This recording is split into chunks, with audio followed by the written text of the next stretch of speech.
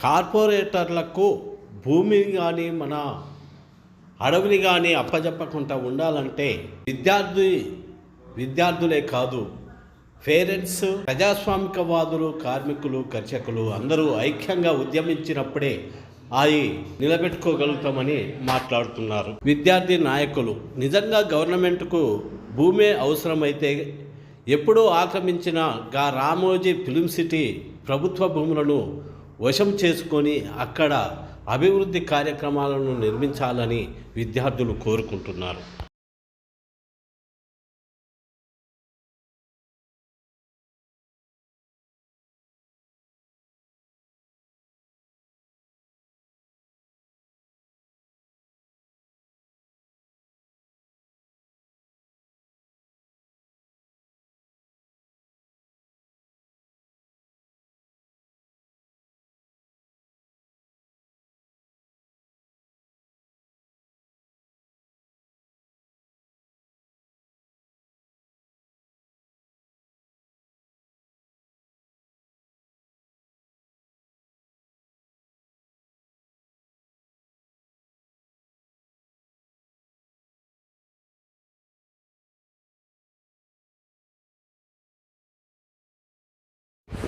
Professor గారు, అదేవిధంగా ఇక్కడ హాజరైనటువంటి విద్యావేత్తలు, విద్యార్థి సంఘ నాయకులు, మిత్రులు అందరికీ కూడా అభినందనలు తెలియజేస్తున్నాను. కేంద్ర రాష్ట్ర ప్రభుత్వాలు ఈరోజు తీసుకొస్తున్నటువంటి పాలసీలని మనము అవగాహన చేసుకోవాల్సినటువంటి అవసరం ఉందని నేను అభిప్రాయపడుతున్నాను. ఈరోజు ఈ యొక్క పాలసీలలో భాగంగానే ఇటువంటి చర్యలు, ఇటువంటి నిర్ణయాలు, ఇటువంటి విధి విధానాలు జరుగుతున్నాయి, ప్రభుత్వాలు తీసుకుంటున్నాయని మనం అర్థం చేసుకోవాలి. ఈరోజు కేవలము గుప్పెడు మంది పెట్టుబడిదారులకు, కార్పొరేట్ శక్తులకు, బడా వ్యాపారవేత్తలకు అనుకూలమైనటువంటి పాలసీలను తీసుకొస్తున్నారని మనకు తేట తెల్లంగా అర్థమవుతోంది. ఈరోజు హైదరాబాద్ సెంట్రల్ యూనివర్సిటీ భూములను రక్షించాలని చెప్పి విద్యార్థులు ఆ బుల్డోజర్ల ద్వారా వారు చదువు చేస్తున్నటువంటి ఆ స్థలాల్లో వెళ్ళి శాంతియుతంగా ప్రొటెస్ట్ చేస్తే విద్యార్థులందరినీ కూడా వారిపైన లాఠీ చార్జ్ చేసి అరెస్ట్ చేసి కేసులు పెట్టడం అనేది ఎంత అప్రజాస్వామికమైనటువంటి చర్య అనేది అర్థం చేసుకోవాలి.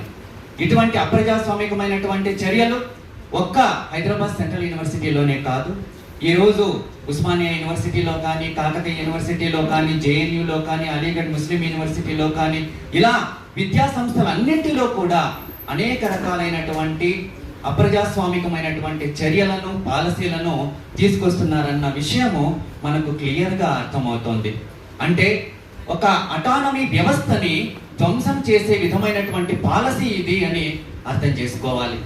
అంటే ఏదైనా ఒక నిర్ణయం తీసుకోవాలంటే ఆ యూనివర్సిటీకి సంబంధించినటువంటి పద్ధతుల్లో ఒక స్టేక్ హోల్డర్స్కి సంబంధించినటువంటి వారి యొక్క అభిప్రాయాలని తీసుకోవలసినటువంటి ఒక కనీస ఒక విధానం అనేది పూర్తిగా మర్చిపోతున్నారు అనేది మనకి ఇక్కడ స్పష్టంగా అర్థమవుతోంది.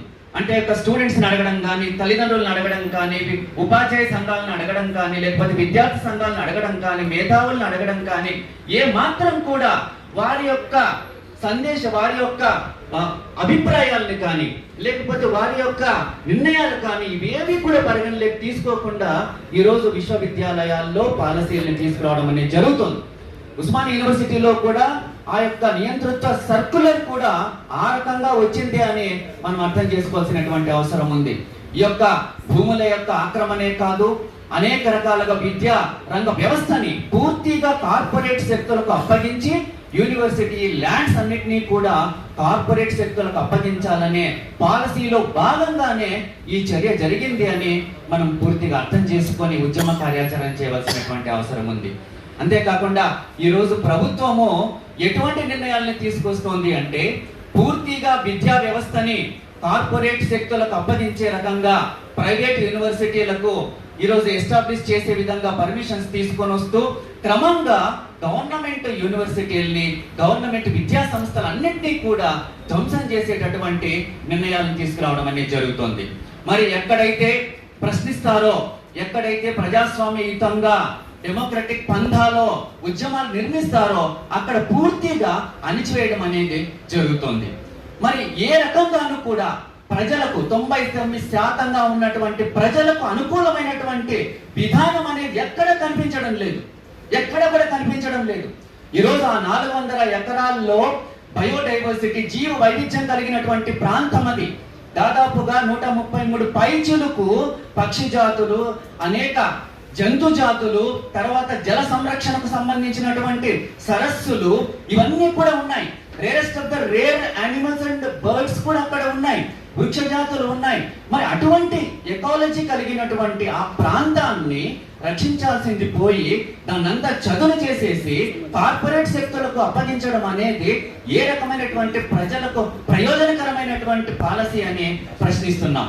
అంతేకాకుండా యూనివర్సిటీకి సంబంధించినటువంటి భూముల్ని గత ప్రభుత్వాలు, అంతకు ముందు ఉన్నటువంటి ప్రభుత్వాలు, ఆ ప్రభుత్వాలు ఏవైనా సరే, కాంగ్రెస్ కావచ్చు, టీడీపీ కావచ్చు, బీఆర్ఎస్ కావచ్చు, XYZ ఏ ప్రభుత్వం అయినా సరే, వారి యొక్క పాలసీ ఏంటి అనేది మనకు స్పష్టంగా అర్థం చేసుకోవాల్సినటువంటి అవసరం ఉంది. దీన్ని మనం ఎప్పుడు ఎదుర్కోగలము అని అంటే, ఈరోజు విద్యార్థులు, ఉపాధ్యాయులు, తల్లిదండ్రులు, మేధావులు అందరూ కూడా సమైక్యమయ్యి కులాలకు, మతాలకు, ప్రాంతాలకు, భాషలకు అతీతంగా వారందరూ ఏకమయ్యి ఈ యొక్క ప్రజా వ్యతిరేక, విద్యార్థి వ్యతిరేక విధానాలకు వ్యతిరేకంగా ఉద్యమం నిర్మించినప్పుడు, డెమోక్రటిక్ మూవ్మెంట్స్ నిర్మించినప్పుడు మాత్రమే అవి పరిష్కారం అవుతాయని నేను విశ్వసిస్తున్నాను. దీనికి ఏం కావాలి అంటే, ఈరోజు ఏకీకృతమైనటువంటి కొన్ని డిమాండ్స్ ని మనము టేకప్ చేసి, ఈరోజు మన ముందున్నటువంటి డిమాండ్ హెచ్సి యొక్క భూముల్ని రక్షించాలి, యూనివర్సిటీలో ఉన్నటువంటి అటానమీని ప్రొటెక్ట్ చేయాలి, డెమోక్రటిక్ అట్మాస్ఫియర్ ని క్రియేట్ చేయాలి. ఈరోజు ఉద్యమం నిర్మించాలంటే ఈరోజు భయాందోళనలు వచ్చే విధంగా ప్రవర్తిస్తున్నారు.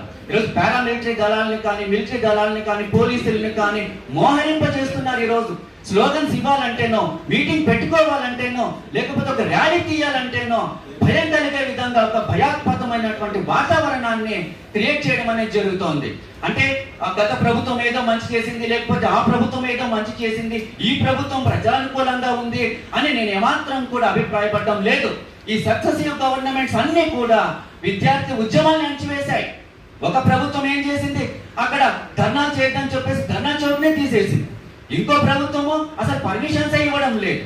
ఇప్పుడేమో సర్కులర్ ఇష్యూ చేస్తున్నారు, మీరు నినాదాలు చేయొద్దు, మూవ్మెంట్ చేయొద్దు, డిపార్ట్మెంట్స్ లో మీరు మీటింగ్స్ పెట్టుకోవద్దు అని చెప్పి. అంటే మరి ఏ ప్రభుత్వం ఈ రోజు ప్రజలకు అనుకూలంగా ఉంది?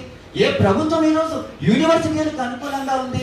ఏ ప్రభుత్వం ఈ రోజు 99% ఉన్నటువంటి సామాన్య ప్రజలకు అనుకూలంగా ఉంది అని చూస్తే ఈ ఏ ప్రభుత్వం కూడా అనుకూలంగా లేదు. కేవలం 1% ఉన్నటువంటి ఆ కార్పొరేట్ శక్తులకు అనుకూలంగా ఉందనేది మనకి ఇక్కడ స్పష్టంగా అర్థమవుతోంది. దీనికి ఒకే ఒక్క పరిష్కార మార్గం, ఏకీకృతమైనటువంటి డిమాండ్స్ పైన కలిసి కట్టుగా ఐక్య ప్రజాతంత్ర ఉద్యమం నిర్మించడం మాత్రమే. ఈ ఉద్యమ కార్యాచరణలో ఉపాధ్యాయులుగా మేమందరం కూడా కార్యక్రమాల్లో పాల్గొంటామని, శక్తి వంచన లేకుండా ఈ యొక్క కార్యక్రమాల్లో మేము పాల్గొంటామని తెలియజేస్తూ ఈ అవకాశం ఇచ్చినటువంటి అధ్యక్షులకి ధన్యవాదాలు తెలియజేసుకుంటున్నాను. Thank you very much sir.